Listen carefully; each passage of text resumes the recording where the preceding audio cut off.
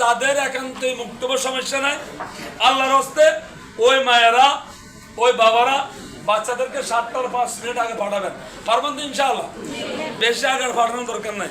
তাহলে দেখবেন 1 বছর পরে সে ইংলিশ গ্রামারে আলহামদুলিল্লাহ আমরা আশা করতেছি ইংলিশ গ্রামার সে ব্যাপক ইংলিশ গ্রামার শিখতে পারবে ইনশাআল্লাহ। ইতিমধ্যে হয়তো আপনি একটু খোঁজখবর নিয়েন যে সকালবেলা যাও কি পড়ো, এটা একটু খোঁজখবর নিয়েন কেমন। আর একটা ওয়াদা করতে হবে, ওয়াদা পারবেন নি?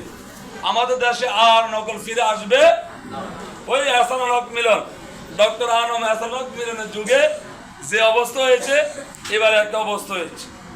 এবার সম্ভবত মাঝে মাঝে হয়তো এক বন্ধু আরেক বন্ধুর গেছে 11 নম্বরটা কি তা কনা খ, আগামী বছর ইনশাআল্লাহ কনা খ এই কথা বলার কোনো সুযোগ হবে 100%।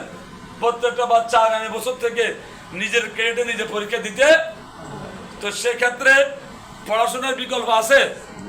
মাগরিবের পরে মাগরিবের নামাজ পড়বে ছেলেরা মসজিদে, মেয়েরা ঘরে নামাজ পড়ে ওরে ঘরে বসাই দিবেন, টেবিলে বসাই দিবেন, বই নিয়ে বসাই দিবেন। আমরা